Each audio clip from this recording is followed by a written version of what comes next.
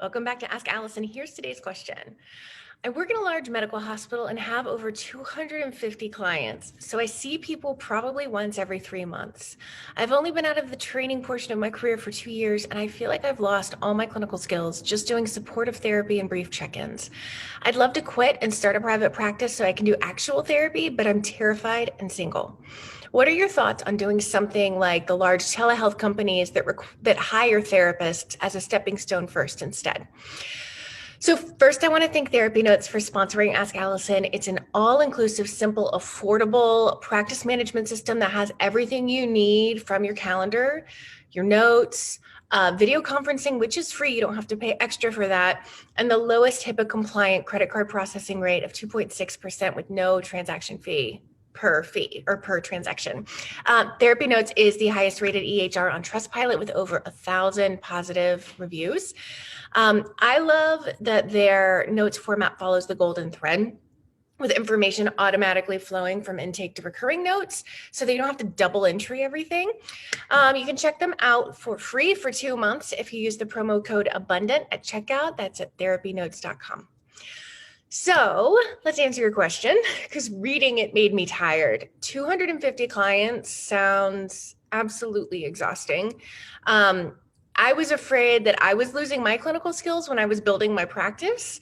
So I know that sense of like, what if I don't actually know what I'm doing anymore? Some of it is like riding a bike.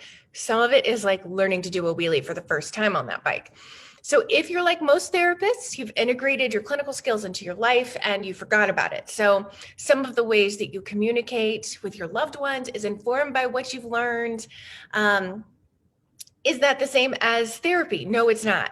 But it's a good bouncing off point to show you that you know some things that you may not be giving yourself credit for, and you are probably a pro at treatment plans and the supportive therapy that you've been doing, which we all do. Your supportive therapy is such a well-honed skill at this point, since that's the majority of what you're doing, that when it comes time to do the supportive therapy in session with your private practice clients, it's going to be like easy for you. Being terrified is totally normal when starting or considering starting a practice. I hear the combination of terrified and excited pretty much daily from people. Being single means you probably don't have income coming in from elsewhere. That's the scary part of that for you. So the scariest tangible part, we're going to bypass like fear of failure, et cetera, that most of us feel for right now. But the really scary tangible part is like, how are you going to be able to pay your bills? The most important thing is to have a plan that's based on principles that work.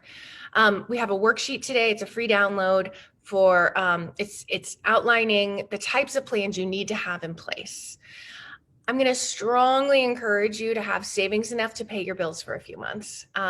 Just the basics. Pare down your spending so you don't spend longer working 2 jobs or longer being worried about income than is absolutely necessary. A few months of delaying gratification is so worth it for the freedom that you're essentially buying yourself with that. It also lights a bit of a fire under your butt to do the things that you need to do to build. So if you start a part-time practice while you're working full-time, I would say to save any and all money that you make in your private practice beyond what is necessary for overhead, funnel all that money into savings so that you can quit your full-time job earlier than you would be if you got used to that money and started spending it. I swear I'm going to answer your question.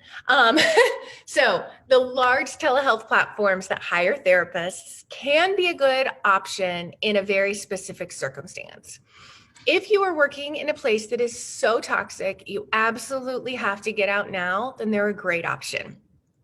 If, however, your goal is to have a thriving practice as your income, then I recommend not signing on with one of them. 99% of the people I've talked to who've worked for them have said it was exhausting, the boundaries were difficult to manage, the pay was poor.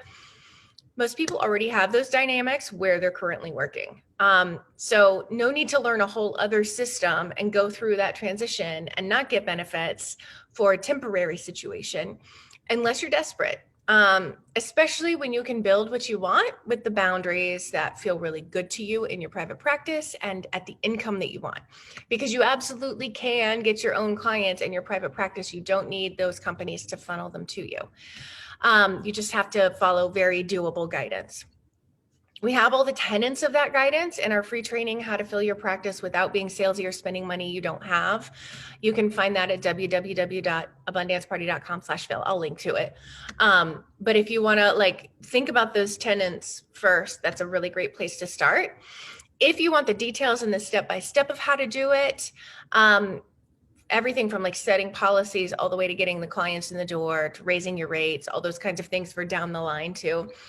Join us in the Abundance Party. It's $49 a month. That's at abundanceparty.com. I'll link to that also. I hope that helps you think about how to weigh whether that's a good decision for you right now. And if you guys have questions for Ask Allison, please DM me over on Instagram where I'm abundance_practice_building, and we will add it to the queue. And I usually give a little tidbit of like, here's something to think about in the meantime. All right, I'll talk to you later.